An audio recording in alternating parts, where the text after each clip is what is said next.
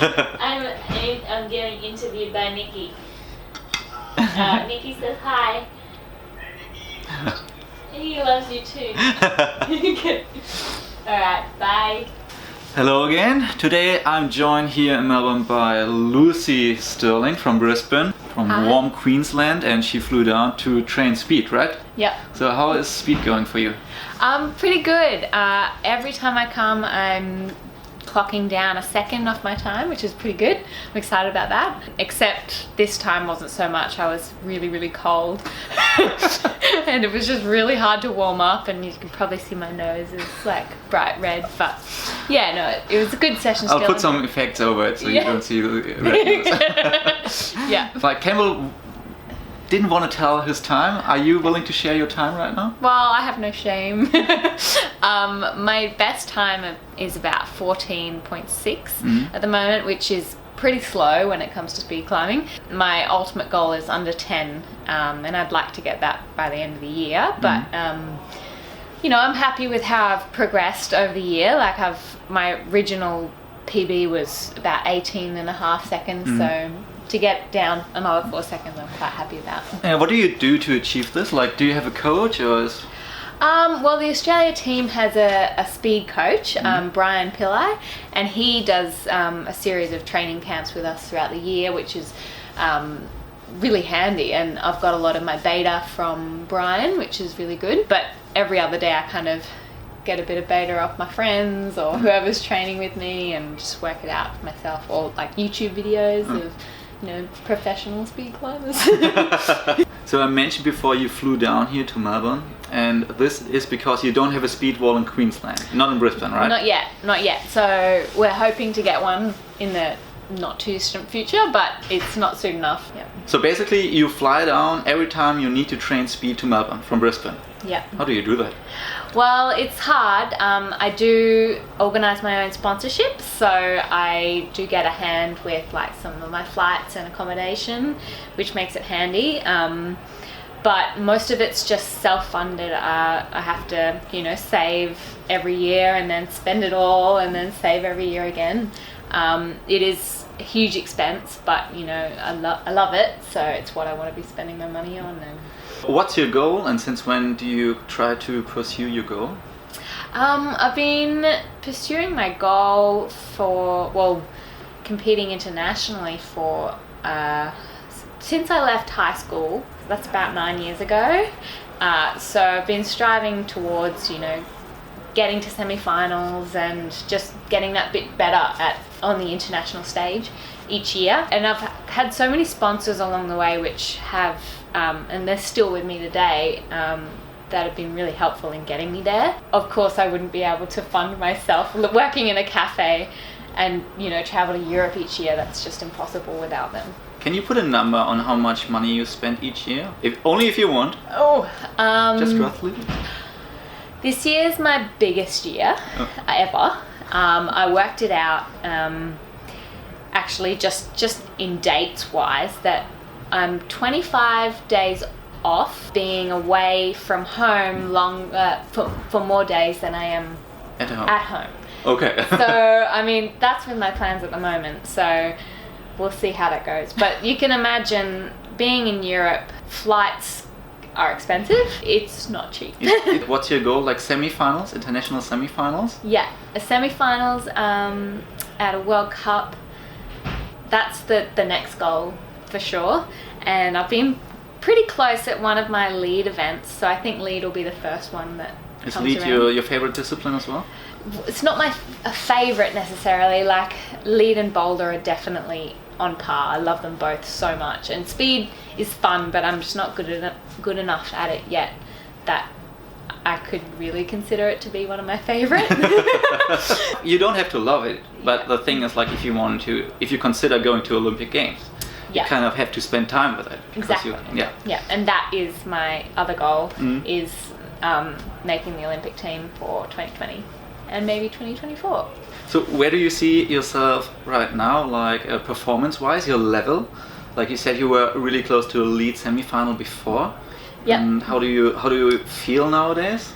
Well, like in terms of lead, it's really difficult to know because the last lead international comp was over a year ago. You don't know until the first World Cup I do, and that will be in a month or so. At the moment, I know that I'm, so much stronger than I was last year. Oh, okay. I feel it in my bouldering and just in everything I do, and the speed climbing's actually helped with that. And so I have high hopes, I think, but really I have no idea. The endurance and the resistance training, I don't start until a month out. At the moment, I'm starting a bit early because I feel so far away from haven't done it in a while. So I'm just trying to get it in early. So everything is you scheduled and planned your whole year. So you right now, in which phase are you? Bouldering mainly or maximum?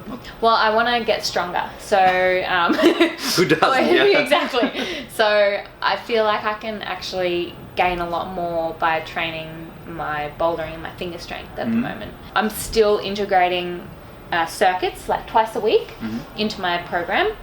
But in 2 weeks, when I go to Europe, I'll be doing a lot more circuits, but still focusing on my finger strength. I'm actually sacrificing a couple of my lead World Cups to make sure that I'm still getting stronger. Usually before a lead World Cup, if it was my highest priority, I would give it 3 weeks of just training for that, just circuit training, just lead training in Innsbruck sort of thing. But this time I'm going to be doing bouldering and speed and finger strength at the same time. And that is mainly because my priority for this year is the national competition. And when is it? We don't know. It'll be hopefully at the end of the year. Okay. And that will qualify me for the Oceanic competition, which then qualifies me for the Olympics. So the lead World Cups, yes, they're one of my priorities, but mainly nationals at the end of the year. So I have to keep up that finger strength. I assumed your goal was maybe World Championships. Yeah, that too. Okay. Yeah, so you're going to the World Champs? Yep. Anyway, and then interesting. Yeah. That you kind of sacrifice some of your competitions, you attend to these competitions, but your main goal is later this year. Yeah. So if you're going to the first lead World Cup and you didn't build the endurance you need, will you run through the qualification or will you try to? Yeah, or maybe I'll speed climb it. No, I think I will have enough endurance for that competition. It just won't be, I won't be expecting to meet my goal.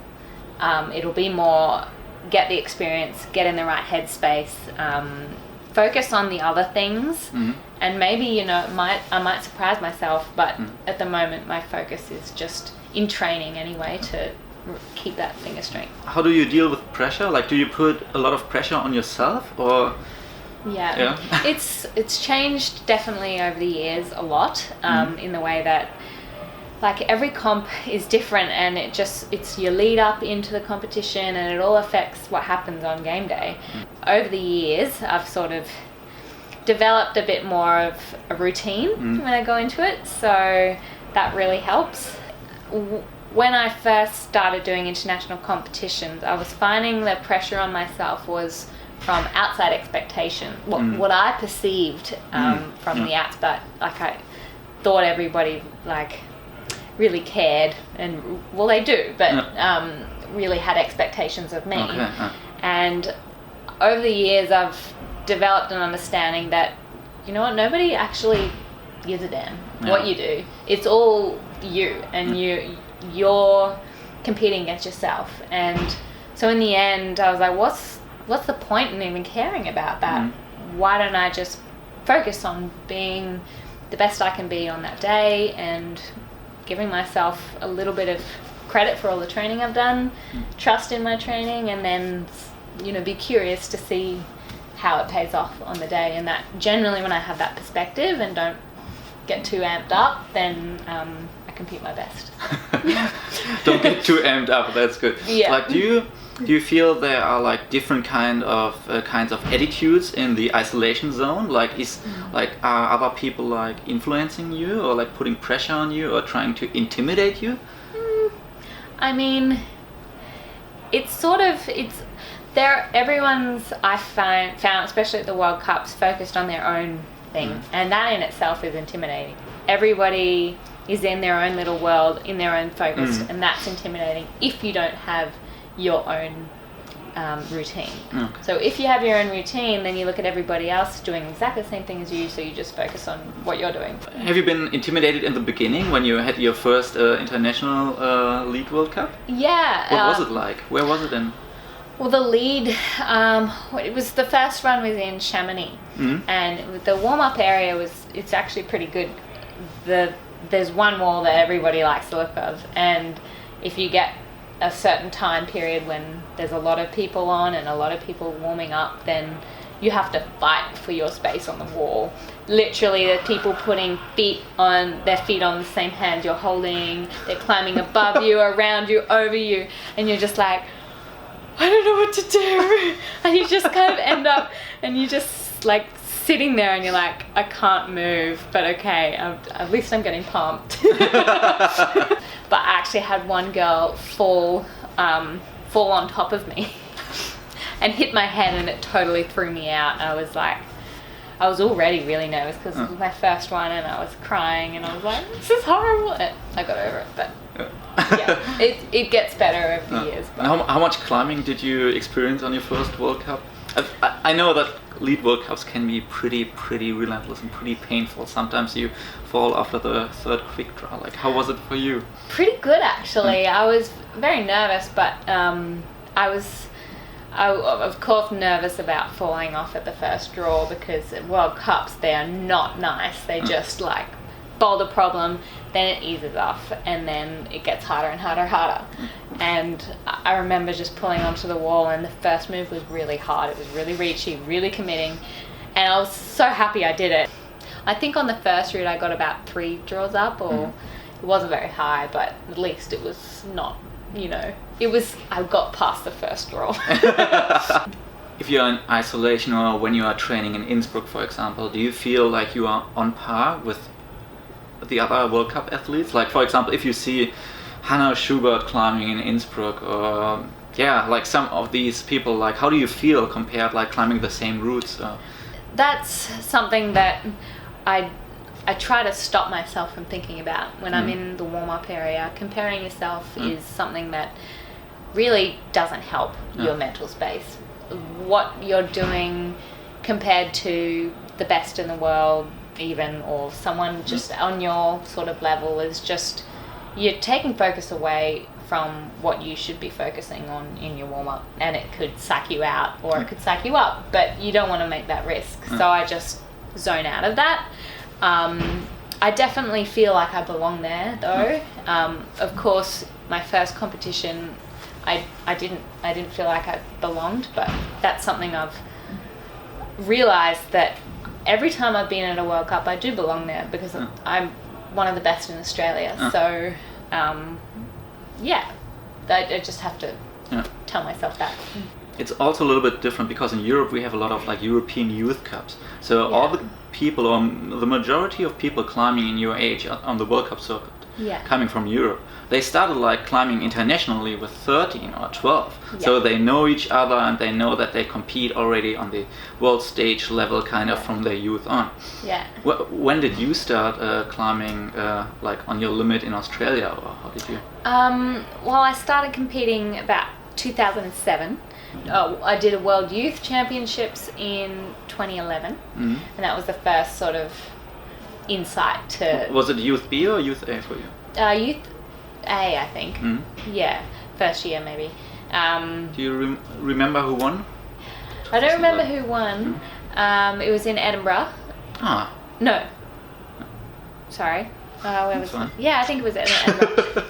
In Scotland, We will look it up. It was Edinburgh, and then next year was Austria, and then it was Singapore after that. So, it must have been my second year of Youth A then. How was it? Like, what was your result? Was it? I have no recollection. That's cool. I don't remember. It wasn't good. It wasn't like, it was, because it was just so different. The setting overseas in Europe, and just overseas in general, is very different to what I'd grown up with climbing in Australia. Like, especially the walls were at least triple the height. Least, like, So yeah, it was huge for me, but it was really just the first step I needed to kind of get into that inside of what World Cup climbing is like. And I know how your home wall looks like, or like the wall where you usually train. Can you describe it maybe a little bit? Well, I actually spent 5 years under the coaching guidance of Rob Pera at Rock Sports. At Rock Sports, okay.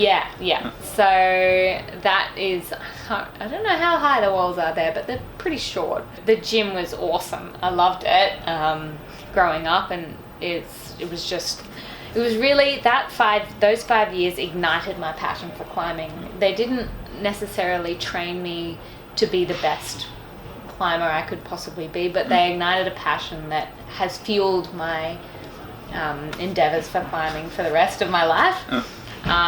So that, I don't train so much there anymore. I go to Urban Climb in West End in Brisbane, and most of my training I do there is bouldering, but their new lead walls there are great as well. Yeah, but how high is it? I think it's 11, maybe 10? 10 meters. 10 meters, 11? I don't think it's 11 meters. So like the maximum climbing distance is maybe, if you climb around the arch, maybe 18 meters? Like, it's not that much. No, it's not. So most of my training would be, for lead preparation, it would be like up, down, on the lead route. You get really good at down climbing and back, like undoing the clips, but it didn't really help.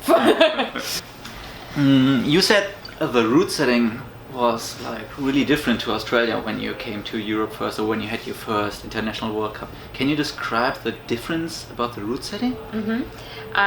So my first international competition was an oceanic competition in 2013 at New Caledonia, and that's very similar to at the time the route setting for lead climbing was it's friendly in the way that it eases in, it just gradually gets harder as you go up, and it's pumpy and long, but gradually gets easier. When I went to the World Cups for the first time, it was so much more of the level is much more difficult, and the holds were all different. I'd never seen that. They started bringing out dual texture, and like, what is that? I remember the first time I experienced dual texture was when I did a dyno to this big hold, and it was like a big sloper, and I was like, yes, I've got this, and then sure enough, it was slippery behind, and I was like, that is just mean. But anyway, so usually with lead routes, they start off with a hard boulder, and then it gets it eases off a bit, and then it gradually gets harder. So I think it's their way of knocking out the people that don't belong there. And you also compete in Boulder World Cups, or you competed in some of the Boulder World Cups internationally. How does this, what's the difference, or what was it used to be like, the difference? I think not too much has changed in that time, because I've only been doing World Cups in bouldering for the last few years. But I know that it has changed from being just really hard pulling to more parkour style, which I love actually. It's really, really cool and makes you think, and it's a problem. How do you feel about bouldering in Australia? Like, can you train actually in Australia on this level, what you need to compete internationally? Yeah, I think it's Australia. It's harder to train for lead in Australia, but for bouldering, especially the route setting standard is very high.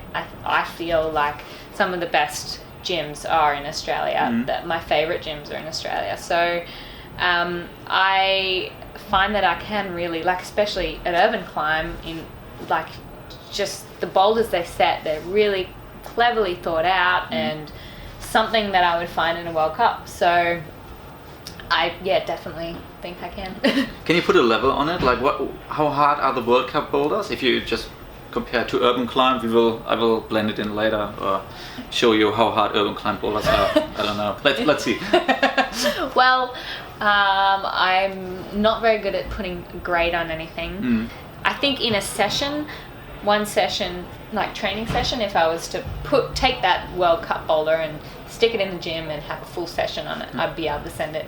There's occasionally a boulder that I can flash or like occasionally or top in that 5 minutes, but I'm working on it to make the tops more consistent. And I think definitely some of the boulders that we find here are of World Cup level. How do you recover from this? Like, okay, you climb your first boulder and 4 minutes you're doing just stupid stuff, and then you have 1 minute left and you're like, oh Lucy, come on. Yeah. And then it's just like, okay, I could have climbed boulder number 1, but now I have like, I don't know how long the pause is for you. Is it like 5 minutes on, 5 minutes off, like semi-final even for the qualies? Yeah, 5 minutes on, 5 minutes off. Yeah. Okay, so you have 5 minutes to recover for boulder number 2. Yeah. What do you do? Oh, like.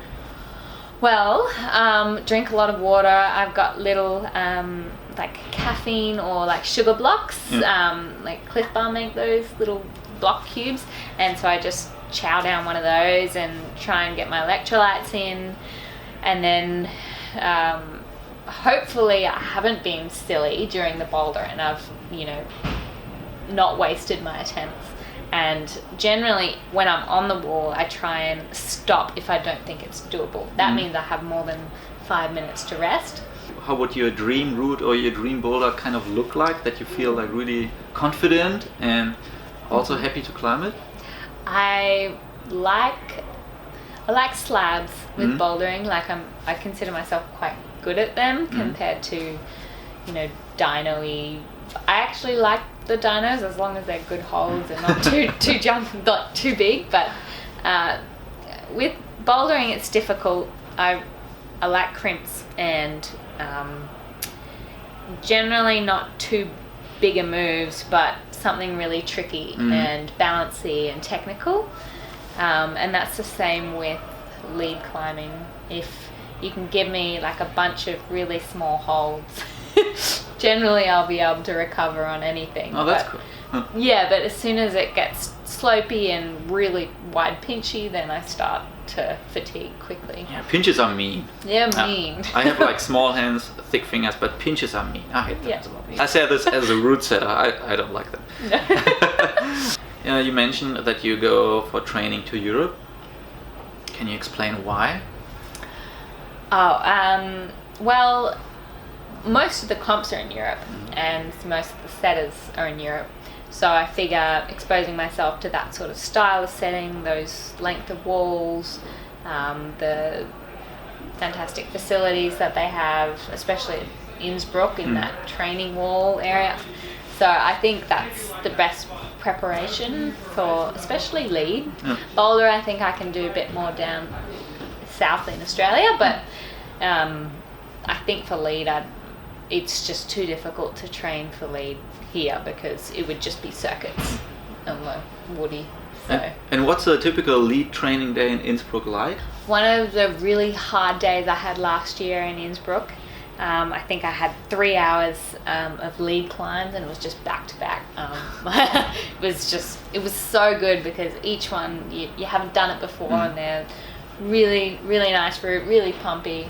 So I did 3 hours of that, and then I was frothing for more. So I did another 2 hours in the circuit wall area upstairs on that, just making up boulders and making up long 40 move problems, and I was pretty wrecked. But generally I don't usually do like a 5 hour session like that because otherwise the next day is impossible.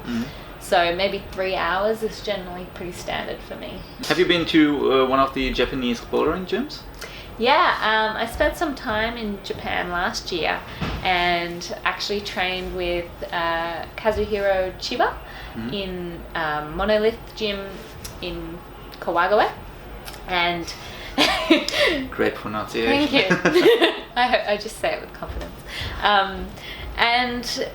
And that training facility was really good. They had like a big wall for circuit training, and then they have like quite a small wall for boulders, but it was very well used in the way that it was like half the size of Collingwood, but they spaced out the boulders perfectly so that you could fit in enough good quality stuff. that was a great training facility. But then I went to B Pump, Ojikubo, and that was like just a dream gym. So in Japan, the general public are quite a bit stronger than the general public you find here. I think they're like, you get people walking in and you're like, oh, never seen them before, and they'll just go crush your project, and you're like, or this little child will come and walk your project, and you're like, okay. Why do you think they are that much stronger? Is it like an attitude they have, or is it like the gyms they have and the gym culture?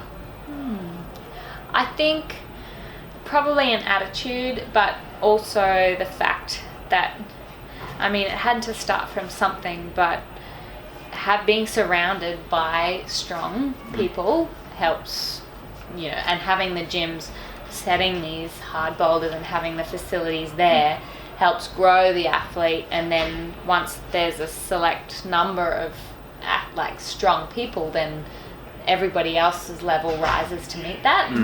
And I think that's what you can even see in Australia is developing heaps, because there's facilities are growing and you see people getting stronger and then more people rising to meet that. What's the difference between not Janya, she's just up there, but maybe like the Japanese team like Akio, Mio and Anak Verhoeven, for example, and the rest, like some climbers who occasionally climb into semifinals? I think experience is one, so I think they need to be competing at that level consistently, so that the mental side of things isn't a problem. And then and like you said, training with those athletes consistently and having that that atmosphere would raise your level just naturally. When it comes to the Olympic Games, there are 20 spots, and you said before you want to go to the Olympic Games. Yeah. Happily, hopefully. Yeah. And how could you achieve that? Like, what are your plans? Well, each there's one male and one female from each continental area. So our continental championship, if you win that competition in the combined format, then you get a place in the Olympics, and that's my goal. Let's take a look at the other people from Australia who could try to go to the Olympic Games. Who are they? We have Oceana Mackenzie. Yep. Tiffany Milius. She's from Australia, but she lives in Canada. Yep. So far, those two are the only ones that I know are actively pursuing that goal. I'm sure there might be other people that just don't announce the fact that they're wanting to do it, but they might have that goal in mind. They just secret. They could like secretly train, and then they come to the Oceania. Yeah, Oceanic, or nationals. And, yeah. That's good. Yeah. Regarding training, do you have a coach, or how do you plan your? So, after my first 5 years with Rob Perra, I then went to Sydney and trained under Rob and Carly LeBreton for a year, and then since then I've coached myself the whole time. I just get as much outside input as I can from different sources and see if I can, and just over the years, develop my program. In a way, it's really good and really bad, because I'm constantly second guessing my program and wanting to change it. It's natural, but then again it's really good because I'm flexible and I'm willing to try new things. And really a good program is one that should be changed quite often. So I've learned to teach myself that, and I've learned what things work for me and what don't. Do you think this is like maybe the biggest disadvantage living in Australia, because you're so far away from all the climbing trends, and also not only the competitions and like international setting, but also like trainers, coaches, physios who take a look around and who have the time and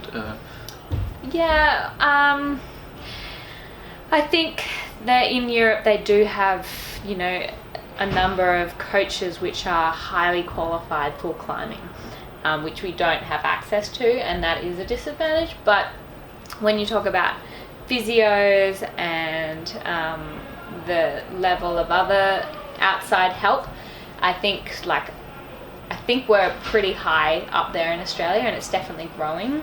Like my physio sponsor is very suited for me and incredibly good at working with climbers, and so I don't think we are disadvantaged at all on that side of things. So yeah, I think we're getting there. And a lot of the climbing coaches are doing a lot of research internationally, and even doing university degrees to really research what they can improve and how they can work it around climbing. So I think it's definitely on the road up. If you could wish for something, would you like to have like a bigger gym, or like more people climbing with you on the same level?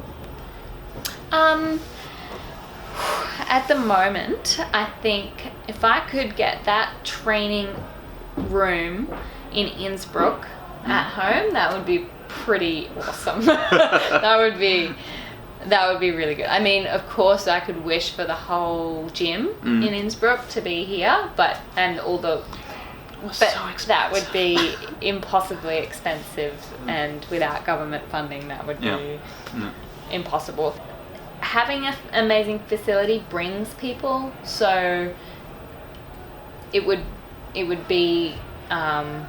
happen anyway. I think you'd find cool people to train with, and there's always someone stronger than me at the gym, I find. So I'm happy to train with anyone that's going to push me, and even if they're not stronger than me, I can still find inspiration. Yeah, I think having a really good training facility with world-class holds and everything they have in the competition, sort of the dual text holds, having some good lead walls would be really good. But it's not also just having the walls, it's having the route setters that are able to set World Cup style climbs on the beautiful walls. We talked a little bit about route setting. You said like the route setting itself in Australia is really good. What's the difference between bad route setting and good route setting for you, especially when it comes to a comp? That's hard. I don't know, Niki. Have you ever encountered route setting which you absolutely hated?